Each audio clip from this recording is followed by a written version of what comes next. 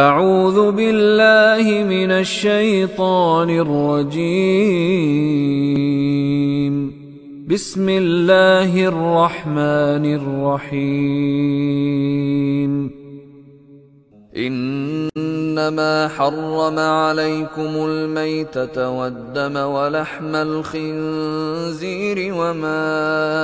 اہل به لغیر اللہ فمن اضطر غیر باغ ولا عاد فلا اثم علیہ ان اللہ غفور رحیم۔ انما ابھی ہم نے پڑھا ہے بے شک ایسا ہی ہے، حرم حرام کر دینا، علیکم تم پر، جن چیزوں کی پابندی کرنا ہے وہ یہ چیزیں نہیں کھانی، وہ حرام کر دی ہیں، وہ ممنوع کر دی ہیں۔ انما حرم اللہ نے حرام کر دی علیکم تم پر المیتۃ مردار، کوئی بھی مردہ چیز نہیں کھانی، میتۃ المیتۃ ساری، ودم دم کہتے ہیں، ہم نے پہلے بھی پڑھا ہے، دم کہتے ہیں خون کو، خون بھی مردار بھی، ولحم الخنزیر وہ کے معنی، اور لحم کا کلمہ بھی اردو میں استعمال کرتے ہیں، لحمیات کا استعمال صحت کے لیے بڑا مفید ہے۔ لحم کہتے ہیں گوشت کو، اردو میں محاورتاً بھی کہتے ہیں فلاں شخص بڑا لحیم شہیم ہے۔ لحیم کہتے ہیں جس کا لحم زیادہ ہو، یعنی اس پر گوشت زیادہ چڑھا ہو، اور شہیم کہتے ہیں جس کے اندر چربی زیادہ آئی ہو، شہم چونکہ چربی کو کہتے ہیں، لحم گوشت۔ الخنزیر خنزیر کا کلمہ بھی اردو میں استعمال کرتے ہیں، لحم نکرہ ہے، الخنزیر خنزیر جو ہے وہ معرفہ ہے، تو ترجمہ کرتے ہوئے کا کے کی کا اضافہ کرتے ہیں، لحم الخنزیر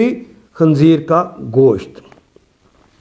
وما اوہل واو کے معنی، اور ما جو اوہل جس پر نام لیا گیا، بہی بے کے ساتھ، بے کے معنی پر بھی ہوتے ہیں،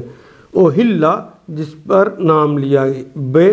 پر، آمنت باللہ میں ایمان لایا اللہ پر،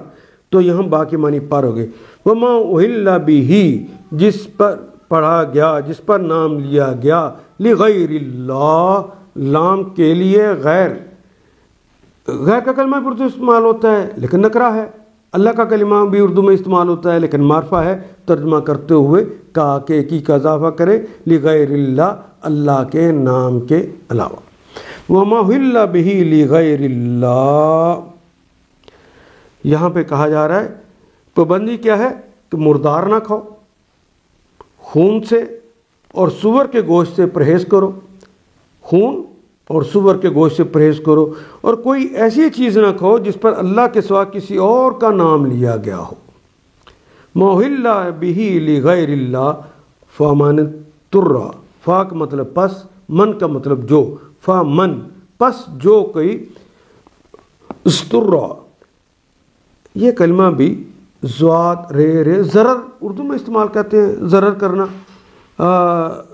ضرر کہتے ہیں کہ تکلیف دینا، مجبور ہو جانا، اور جب تے درمیان میں آ جائے تو اضطرار کا مطلب آ جاتا ہے اہتمام کے ساتھ لاچارگی، یعنی اب کوئی رستہ باقی بچا نہ ہو، اضطرار اس کو کہتے ہیں۔ غیر باغن مجبوری کی حالت میں، فمن اضطر جو مجبور ہو گیا، جو لاچار ہو گیا، غیر باغن باغن کہتے ہیں جو بغاوت نہ کرتا ہو، جو اللہ کے حکم کی سرکشی کر کے کوئی دوسرا رستہ نہ اختیار کرتا ہو، وہ جو کر لے وہ باغی ہوتا ہے۔ غیر باغن باغین یہ سے نکلے گا لیکن ہماری زبان میں استعمال ہونے والا کلمہ ہے غیر باغن، کہ وہ بغاوت نہ کرتا ہو، وہ سرکشی نہ کرتا ہو، ولا عادن واو کے معنی اور لا کا مطلب نہیں، عادن عاد کہتے ہیں عدو سے ہے کلمہ، عدو کہتے ہیں دشمن کو، نہ دشمنی کی وجہ سے،